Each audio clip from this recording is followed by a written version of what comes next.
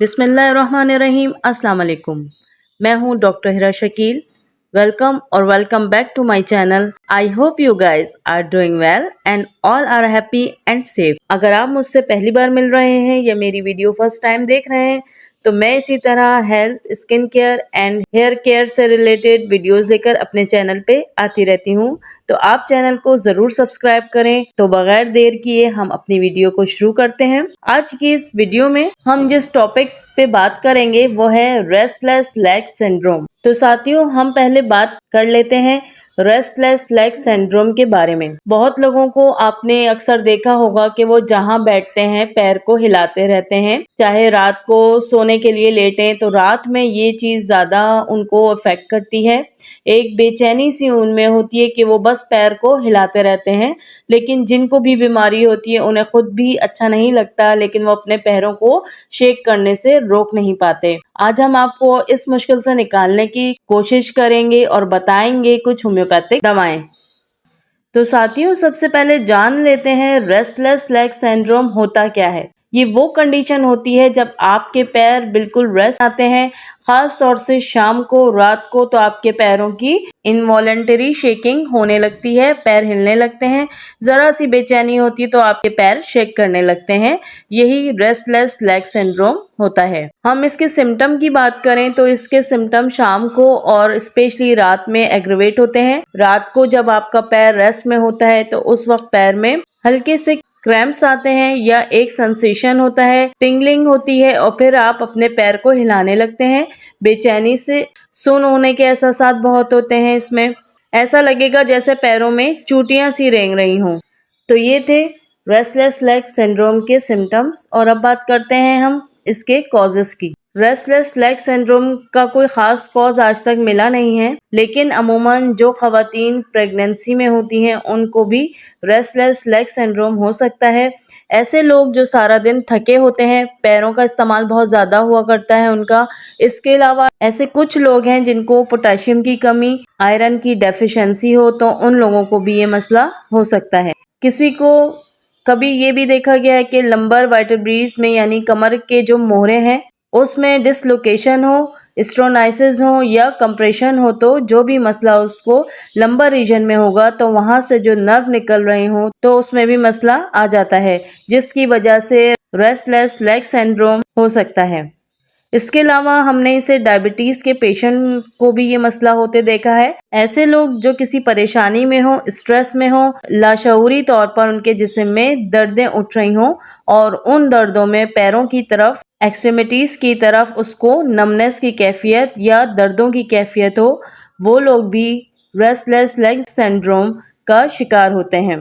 इसमें देखा गया है कि 45 से 50 साल के मर्द औरतों में भी ये देखा गया है। अगर आप चाय, सिगरेट, अल्कोहल और कॉफ़ी का ज़्यादा इस्तेमाल करने के आदी हैं और आपको साथ में आयरन की भी डेफिशिएंसी है तो आपको ये सारी चीज़ें रोकनी होंगी, क्योंकि इसके इस्तेमाल से भी रेस्टलेस लेग सिंड्रोम हो सकता है। हम इसके डायग्नोसिस की बात करते हैं। रेस्टलेस लेग सिंड्रोम मरीज की अलामात पे इसकी डायग्नोसिस होती हैं, उनका कोई टेस्ट नहीं होता। यहाँ आप खुद भी अपने आप को डायग्नोस कर सकते हैं। अगर आप इस मर्ज को अच्छी तरह जान लें तो ये एक बहुत संजीदा लेने वाली बीमारी है, इसे सीरियस लेना चाहिए। और इसमें जो हमने आपको एहतियात बताई है, जिसमें अल्कोहल का, चाय का, कॉफ़ी का और सिगरेट वगैरह के इस्तेमाल को तर्क कर देना चाहिए। तो आइए अब बात करते हैं होम्योपैथिक मेडिसिन की। सबसे पहले हम बात करेंगे 3 दवाइयों की। नंबर 1 जिनकमेट, नंबर 2 टेरेंटुला हिस्पानिया और नंबर 3 रस्टॉक्स।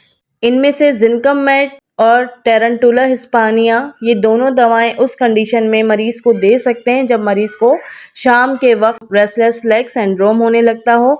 जब शाम होती है तो उनको पैरों को शेक करने की में एक आदत आ जाती हो, तो इस कंडीशन को ठीक करने के लिए जिनकमेट 30 पावर और टेरेंटुला हिस्पानिया 30 पावर में इस्तेमाल कराई जाएगी। और इसके साथ तीसरी जो मेडिसिन है रस्टॉक, जब रात में लेटने के बाद मरीज को पैर हिलाने का दिल करता हो तो ये दवा आपके एम्बेरसमेंट को ख़त्म करेगी, रेस्टलेस लेग सिंड्रोम को ख़त्म करेगी। तो रस्टॉक्स 1 ml में इस्तेमाल कराई जाएगी। नेक्स्ट मेडिसिन हमारी 2 हैं। एक है चाइना और दूसरी है फॉस्फोरस। एक सिम्टम ये आता है रेस्टलेस लेग सिंड्रोम में कि पैर में वीकनेस बहुत है और वीकनेस होने के बावजूद आपका पैर शेक हो रहा है रात में। तो ऐसी कंडीशन को ठीक करने के लिए चाइना 200 पावर में और फास्फोरस 1 एम पावर में इस्तेमाल कराई जाएगी। नेक्स्ट मेडिसिन हमारी है जब मरीज को पैरों में दर्द होता है तो उसको रेस्टलेस लेग सिंड्रोम हो जाता है। दिन भर बहुत काम करा हो, रात में आपके पैर में दर्द हो रहा हो और उस वक्त पैर शेक हो रहा हो, तो ऐसी कंडीशन में रस्टॉक्स 1 एम इस्तेमाल कराई जाएगी। और इसकी दूसरी मेडिसिन है मेडोरिनम। जब आपके घुटनों में, जोड़ों में, पैर में हर वक्त जलन के साथ दर्द रहता हो तो मेडोरिनम 200 पावर में इस्तेमाल कराई जाएगी। नेक्स्ट मेडिसिन हमारी है आर्सेनिक एल्बम। एक कैफियत मरीज में यह आती है दोस्तों कि किसी मरीज को बहुत एंजाइटी होती है, ये उनका मेन सिम्टम होता है रेस्टलेस लेग सिंड्रोम वालों का। जब उन्हें एंजाइटी होती है तब उनके पैर शेक करने लगते हैं बेचैनी की वजह से, खासकर रात 10 बजे से 2 बजे तक। 2 बजे के बीच में उनकी तकलीफें बढ़ती हों, थोड़ी थोड़ी देर में उनको प्यास लगती हो और ऐसे मरीज को डायबिटीज भी हो सकती है। ऐसे पेशेंट को हम आर्सेनिक एल्बम 30 पावर में इस्तेमाल कराएंगे। नेक्स्ट मेडिसिन हमारी दो हैं, अर्जेंटम और कास्टिकम। जब आपके जो काफ मसल्स होते हैं, जो नीचे के मसल्स होते हैं, लोअर पोर्शन की जो मसल्स होती हैं, उनमें जब आपके पेन हो तो उसको ठीक करने के लिए और रेस्टलेस लेग सिंड्रोम को सही करने के लिए हमारे पास ये 2 दवाएं हैं। Number 1 argentum night.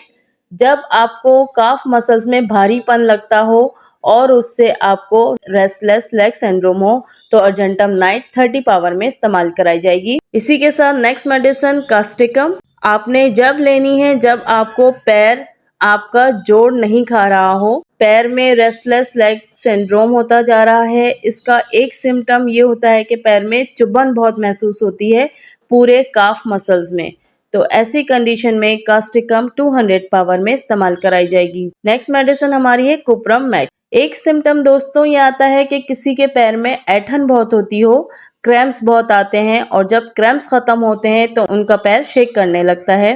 तो इस कंडीशन को ठीक करने के लिए कुप्रम मैट 30 पावर में इस्तेमाल की जाएगी। नेक्स्ट मेडिसिन हमारी है फेरम मैट। एक कैफियत ये आती है खास तौर से औरतों में हेमोग्लोबिन यानी खून की कमी होती है और इस कैफियत में उनको रेस्टलेस लेग सिंड्रोम होता हो, तो इस कैफियत को ठीक करने के लिए फेरमैट 30 पावर में इस्तेमाल कराई जाएगी। इससे खवातीन की हेमोग्लोबिन भी ठीक होगी, खून की कमी पूरी होगी और उनकी तकलीफ भी खत्म होगी। आखिर में 2 दवाएं हम आपको बताएंगे, कास्टिकम और कालीफॉस। इन दोनों दवाइयों से जो आपके पैर की नमनेस है, सुनपन है, वो खत्म होगा।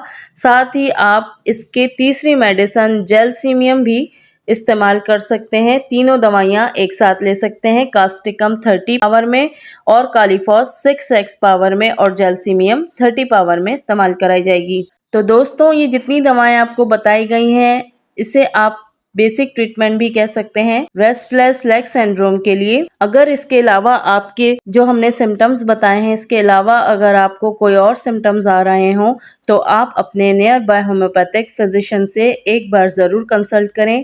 इस वीडियो में बताई गई मेडिसिन के बारे में अगर कोई क्वेरीज हो तो आप कमेंट बॉक्स में लिख सकते हैं, मैं आंसर करने की पूरी कोशिश करूंगी। So guys that's it today video. मिलेंगे नेक्स्ट वीडियो में, तब तक के लिए stay healthy, stay happy, stay safety, take care of self and your family. Thank you so much. अगर मेरी वीडियो पसंद आई हो तो इसे लाइक, शेयर और सब्सक्राइब करना ना भूलिएगा। मिलती हूँ नेक्स्ट वीडियो में, तब तक के लिए अल्लाह हाफिज।